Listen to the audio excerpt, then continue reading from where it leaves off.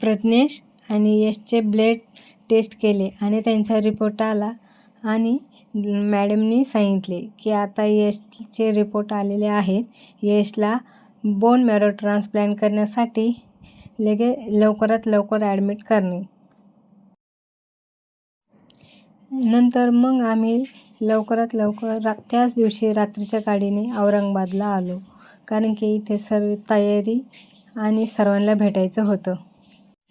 आम्ही घरी सगळी तयारी करून ॲडमिट होण्यासाठी हॉस्पिटलला चाललो होतो. तेव्हा आम्हाला सोडवण्यासाठी परिवारातले सर्वजण आले होते. सर्वजण खूप इमोशनल झाले होते. त्यात जास्त यश आणि मी. एवढ्या मोठ्या परिवाराला एवढ्या दिवसासाठी सोडून राहणं आमच्यासाठी शक्य नव्हतं, कारण की आम्ही कधीच एकमेकांना सोडून राहिलो नव्हतो.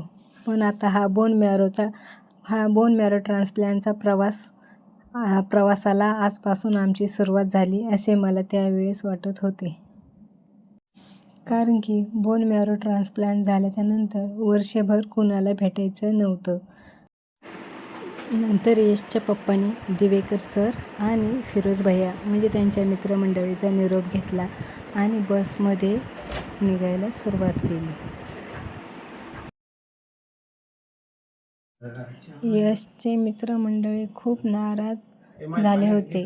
हर्ष, फजल, आयुष, फजल. नंतर दुसऱ्या दिवशी आम्ही मुंबईला हॉस्पिटलला पोहोचलो यशला ॲडमिट करण्यासाठी.